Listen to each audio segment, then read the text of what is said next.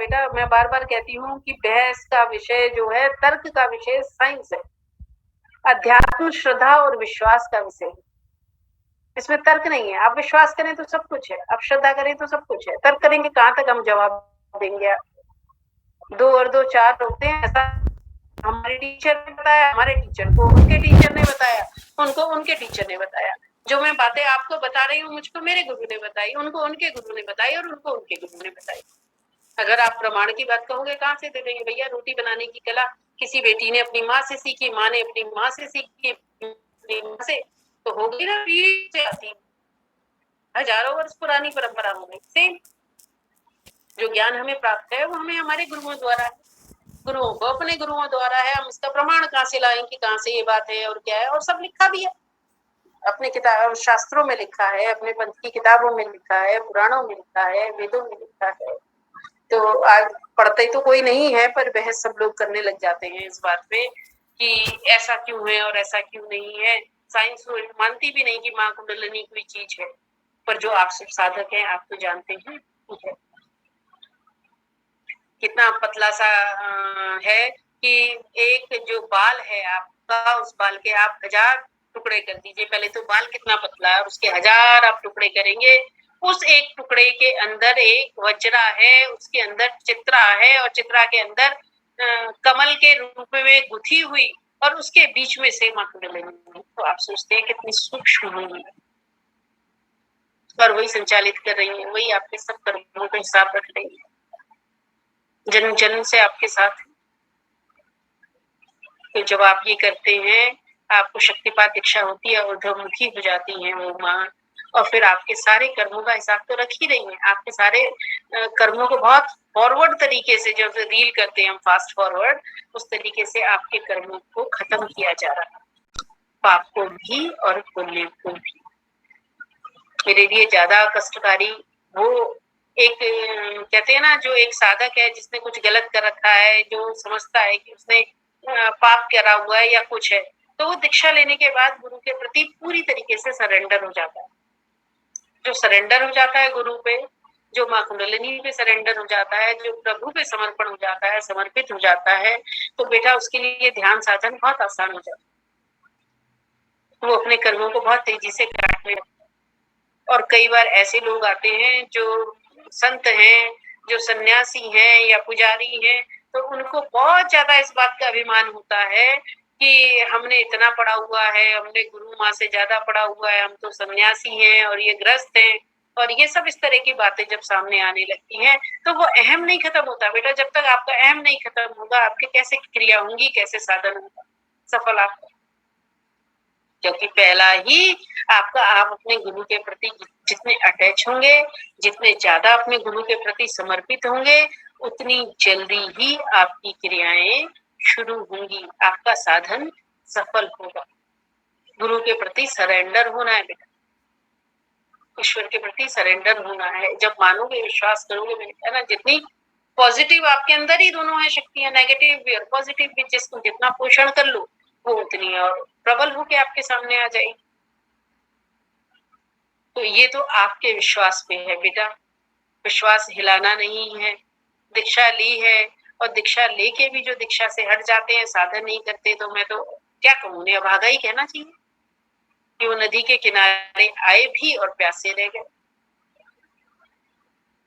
पानी तक पहुंचे भी और प्यासे रह गए, किसी भी कारण बस रह गए, अपने कारण रह गए, दोस्त के कारण रह गए, परिवार के कारण रह गए, किसी भी कारण से रह गए बेटा, तो भगवान को देकर भी आजमाता है और लेकर भी आजमाता है। तो एक भाव जो आप लोगों को रखना है कल से व्यवहार में, इससे पहले मैंने कहा था कि आप जहां निंदा देखो वहां से उठ जाओ या टॉपिक बदल दो। इस बार मैं आपके लिए, जब तक नेक्स्ट सत्संग नहीं होता, तो ये मैं आपको कह रही हूँ कि कल से आप जिसको देखो, एक व्यवहार देखो बेटा।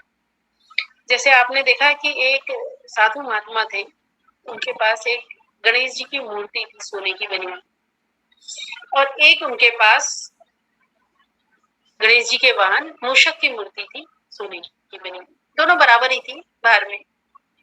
तो रोज वो पूजा करते थे गणेश जी की मूर्ति की और सब। एक बार उन्हें कहीं धाम में यात्रा करने जाना पड़ा, पैसा नहीं था। तो उन्होंने कहा कि अब क्या करें, कहाँ जाना, और संत महात्मा और सुनार के पास गए और मूर्तियों को लेके बोले कि मुझे इनके बदले कुछ पैसा दे।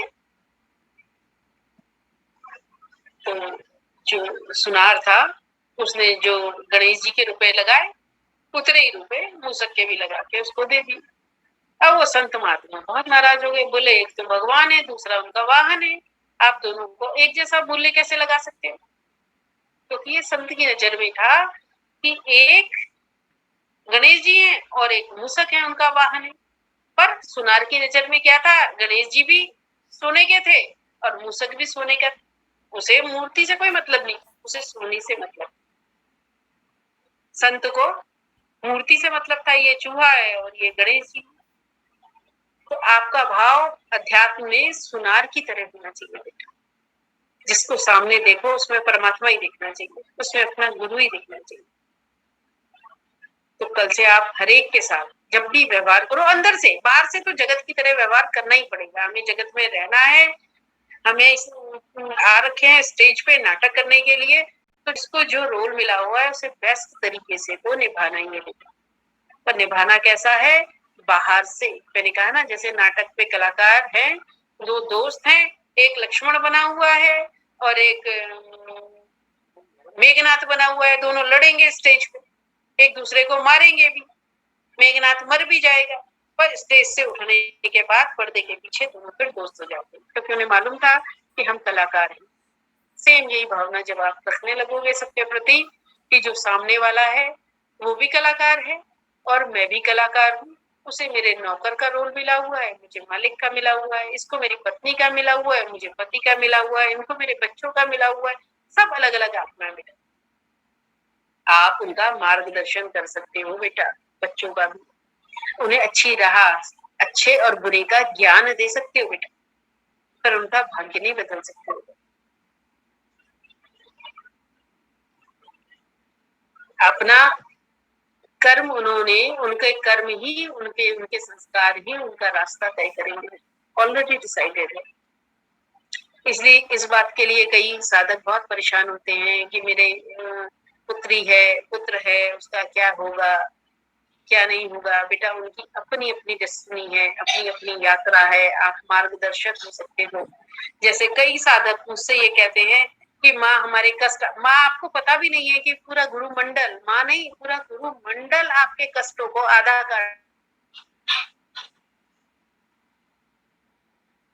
रहा है, हर वक्त आपके साथ है। पर 10वीं का एग्जाम आपको ही लिखना है बेटा, आप ही को पास करना है, तो मिलना है। आध्यात्मिक प्रगति गुरु माँ अगर आपके बदले करेगी तो गुरु माँ को मिलेगा उसका फल, आपको थोड़ी ना मिलेगा। और गुरु कोई चमत्कारी नहीं होता, गुरु मार्गदर्शक होता है बेटा। और ये भी सच बात है कि कोई सिद्ध संत भी होते हैं जो प्रकृति में कुछ भी बदलाव ला सकते हैं, वो भी प्रभु की इच्छा के अनुसार ही चलते हैं, अपनी इच्छा से कुछ भी नहीं होता। तो गुरु भी आपका मार्गदर्शन होता है, आपको रास्ता बताता है, आप गलत जा रहे हो, आप सही जा रहे हो, आपको ऐसा करना चाहिए, आपके कष्ट भी काटता है। पर आपको जो आपके प्रारब्ध में है, जो है वो आपको काटना है, भोगना है, और उसे खुशी खुशी भोगना। कहते हैं ना, जब भगवान आपके मर्जी का करे तो वो भगवत कृपा, और जब आपकी मर्जी का तो भगवत इच्छा। जब ऐसा मान लोगे कभी कष्ट नहीं होगा बेटा जीवन में। ये सोचना कि हमारा ऐसा जीवन है, हमारे बच्चों का भी ऐसा ही होगा, ना हो। आप नरेंद्र मोदी को देखिए, कहाँ पहुंचते, सन्यासियों के आदित्य योगी जी को देखिए, तो किस होगा कोई भी डिसाइड नहीं, किसी के माता पिता से उसके बच्चों का भाग्य डिसाइड नहीं होता, बच्चों से उसके उनके कर्म ही डिसाइड करते हैं। माता पिता सिर्फ मार्गदर्शन, तो जो साधक मुझसे पूछते हैं कि माँ इस बच्चे के कारण ये, इसके दुखी भी होते हैं, नेचुरल है कि हमने पैदा किए हैं तो उनको दुख भी होता है उनके लिए, हम सुखी भी होते हैं उनके लिए। पर बेटा हम उन्हें सिर्फ रास्ता दिखा सकते हैं, उनका मार्गदर्शन कर सकते हैं, अच्छा बुरा उनको ज्ञान दे सकते, करना तो फिर उन्हीं को है ना। आपकी सलाह पे वो करेंगे या नहीं करेंगे ये भी उन्हीं को डिसाइड करना है। आप तो ज्ञान ही दे सकते हो ना, आप बता सकते हो, आप सलाह दे सकते हो, आप कर नहीं सकते। करना उनको है, तो उस करे का फल भी झेलना उनको है बेटा। आप उस झेलन में आप दुखी होगे, बस आप मोहवश दुखी होगे कि ये इसने क्या करा और इसके कारण ये हो गया। ना ना, वो उसने किया, वो उसका कर्म था, वो उसका संस्कार था। तो दुख तो होता ही है माता पिता को या बच्चों का जो भी होता है, पर ये आपको मानना पड़ेगा कि आप अलग हो। आप बिल्कुल ये नहीं मान सकते कि आपका जीवन उनका जीवन है और उनका जीवन आपका जीवन है। अलग अलग आत्मा है, अलग अलग जीवन है। कर्म बंधन के कारण आप एक परिवार में जुड़े हुए हो। आप अपने अड़ोसी पड़ोसी दोस्त सबको सलाह दे सकते हैं। तो आपको सबसे बढ़िया शांत रहने का और सुखी रहने का एक ही है मंत्र कि दूसरे को बदलने की बजाय मेरी पत्नी मेरी बातों माने, मेरे हिसाब से चले, मेरे हिसाब से पहने, मेरे हिसाब से गुरु करे या कुछ करे ना। आप अपने लिए डिसाइड कर सकते हो कि आपको कौन सा गुरु करना है, आपको साधन करना है कि नहीं करना है। आप दूसरे के लिए डिसाइड नहीं कर सकते, आप अपने लिए कर सकते हो डिसाइड।